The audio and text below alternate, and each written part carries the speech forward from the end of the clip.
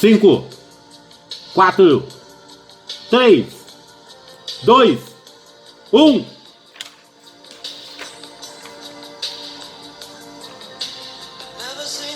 Começa agora a aula mais divertida do mundo.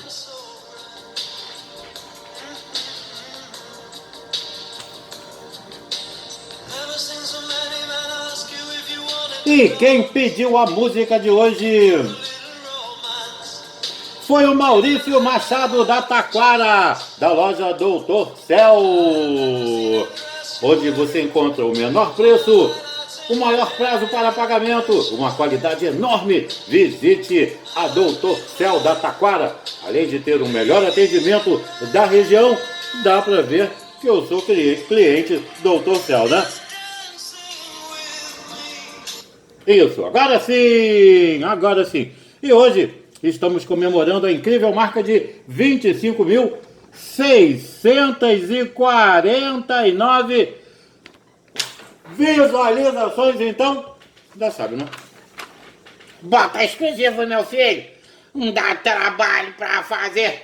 Agora sim, minha querida e linda turma de segunda série, turma de história.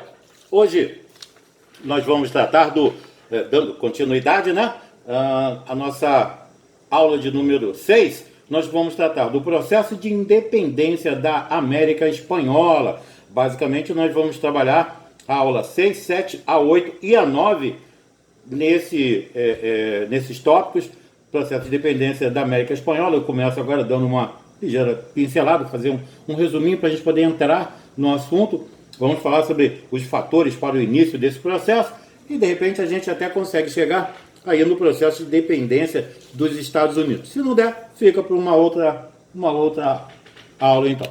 Legal? Bom, esse processo de independência da América Espanhola, eu gosto de começar sempre lembrando que, embora os crioulos, e nós vamos entender quem são eles, embora eles sempre tenham sido levados a rebelar-se contra a metrópole, embora o movimento de independência no século XVIII tenha tido causas longínquas no descontentamento dos colonos contra a política econômica mercantilista, embora a parte das elites tenha sido muito sensível à difusão das ideologias de liberdade política e de nacionalismo, aquele movimento de independência, ele foi, sobretudo, provocado, poderia dizer assim, pelo eclipse das metrópoles ibéricas durante a hegemonia napoleônica. Bom, as classes inferiores, em geral, particularmente as populações indígenas, permaneceram muitas das vezes indiferentes às lutas que só diziam respeito aos seus senhores. Inclusive, isso está no livro Os Efeitos Puramente Políticos da Independência, da Editora Nacional, lá de 1972, de autoria de Jacques Lambert. Eu vou colocar Lambert porque uma vez eu encontrei com o Christopher Lambert no aeroporto e ele disse: meu nome não é Lambert, é Lambert. Então eu vou colocar aqui como Lambert e não como Lambert. Então, Jacques, qualquer coisa, desculpe aí. Bom, então esse processo de independência da América Espanhola entre os anos de 1810 e 1825, como vimos aí nesse início, ele foi conduzido pelas elites coloniais, a chamada aristocracia crioula. E os estados nacionais, que surgiram como desdobramento desse processo, tiveram a sua organização realizada justamente para atender os interesses dessa camada da sociedade colonial. Aliás, com exceção do Haiti, que era uma colônia francesa, onde a independência ocorreu através de uma rebelião de escravos, o processo de emancipação da América teve um componente elitista como característica predominante. E a influência dos ideais iluministas sobre essa elite crioula, né, que mandava aí seus filhos para estudar na Europa e os recebia impregnados dessas ideias. E o exemplo, inclusive, dado pelos Estados Unidos, que foi o primeiro país do continente a conquistar a sua emancipação, são referências importantes para a gente começar a entender todo esse processo. Lá atrás, na Revolução Industrial, lá atrás não, nesse período ainda, na Revolução Industrial na Inglaterra, ocorreu ali uma necessidade em buscar novas alternativas de mercado consumidor. E isso fez com que essa nação, poderia dizer assim, literalmente apoiasse os movimentos de independência e o rompimento do chamado Pacto Colonial. E com o desenvolvimento, então, do processo de colonização, os interesses entre os colonos e a metrópole literalmente se acirraram na medida em que a aristocracia crioula ela percebeu que o fim do monopólio comercial exercido pela metrópole era fundamental para que essa elite enriquecesse ainda mais. Os crioulos, eles eram assim chamados por serem filhos de espanhóis que nasciam na América, né? Então, eles estavam literalmente alijados da participação política nas áreas coloniais, apesar do seu poder econômico, e restritas aos elementos vindos da metrópole, né, os chapetones. Bom, quando as tropas francesas do Napoleão Bonaparte invadem lá o território espanhol e desarticulam o funcionamento político, administrativo e econômico do sistema colonial espanhol, as colônias elas organizaram juntas governativas, isso mesmo, juntas governativas, e literalmente eles tinham o intuito de reagir a esse domínio francês na Espanha. Na verdade, essas organizações elas acabaram se voltando contra a própria metrópole e apontando para o ideal de independência. Bom,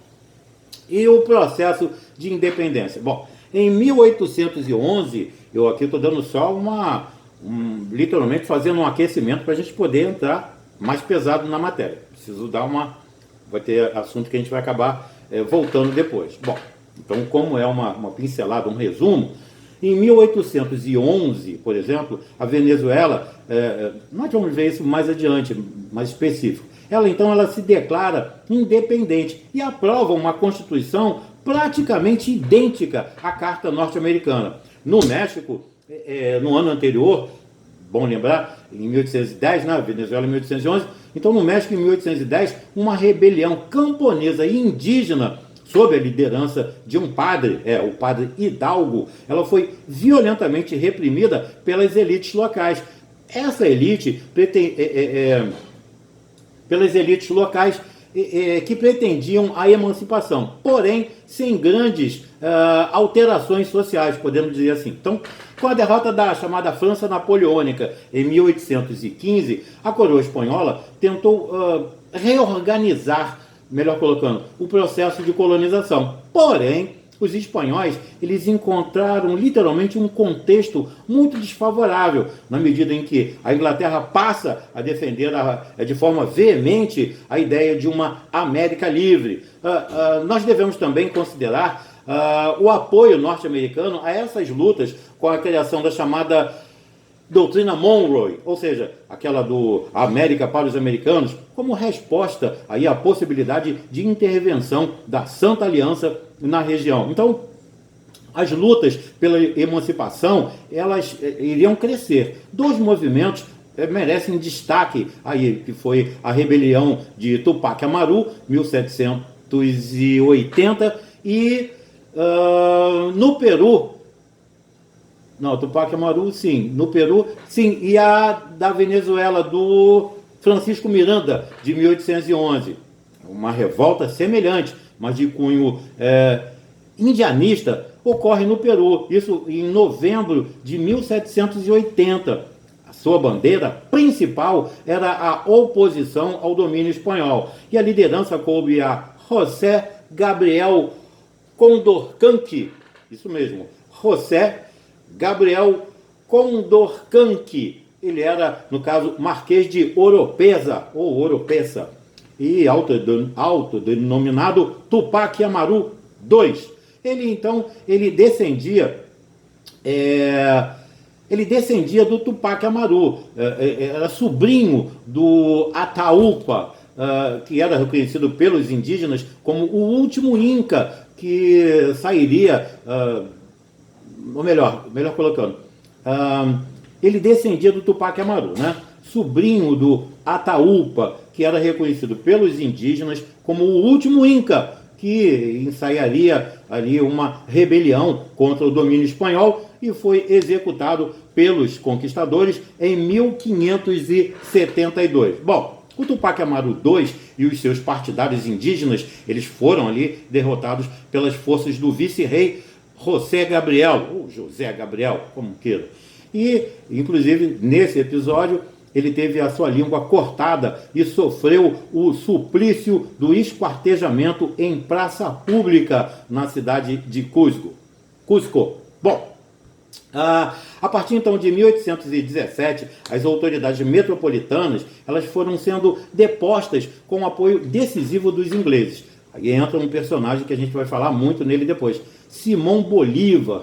Ele foi o grande libertador da chamada Grande Colômbia, a região que compreendia, por exemplo, Colômbia, Venezuela e Equador.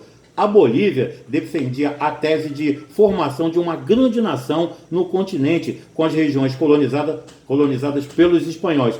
Tentou, então, efetivar o seu sonho no chamado Congresso do Panamá de 1826, que reuniu os países já independentes da América Latina. Porém, a oposição dos Estados Unidos e da Inglaterra, que preferiam a fragmentação, claro, isso aí iria facilitar os seus interesses de dominação econômica, e as divergências entre as elites crioulas levaram o continente a se fragmentar com a criação de inúmeros estados nacionais.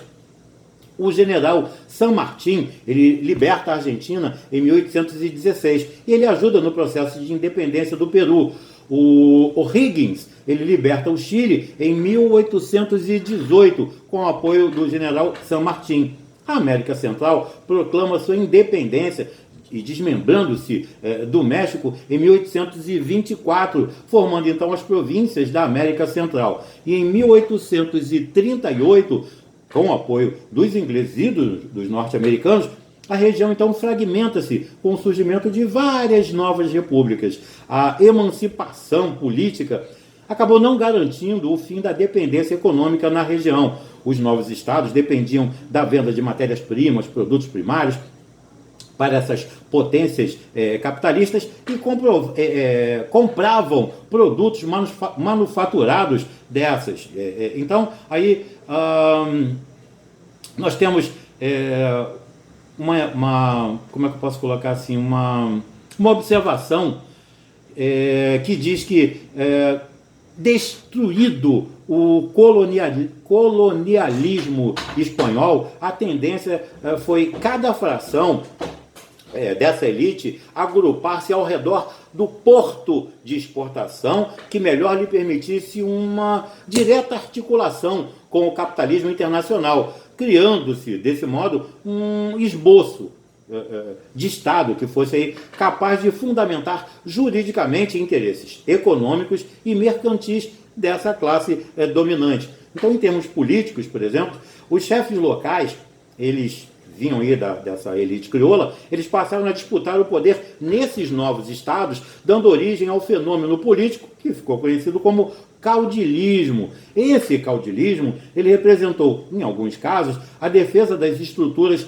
socioeconômicas tradicionais, como também o artesanato, a indústria incipiente, tudo isso contra as elites burguesas que atuavam na exploração de matérias-primas, constituindo a típica burguesia compradora. Na América Latina, o termo caudilho ainda continua a ser usado como uma espécie de um cacique para designar chefe de um partido local ou de uma aldeia, com característica literalmente demagógica na colocação de Norberto Bobbio. Bom, então a gente vai ficando por aqui. a gente dá a continuidade nas próximas aulas. Nosso tempo já está esgotando ali. Então, não se esquecendo que nós não estamos em férias e sim em quarentena. Eu peço que tenham muito amor, muito carinho, muita paciência com todos que estão ao seu lado. Fiquem bem e até a próxima.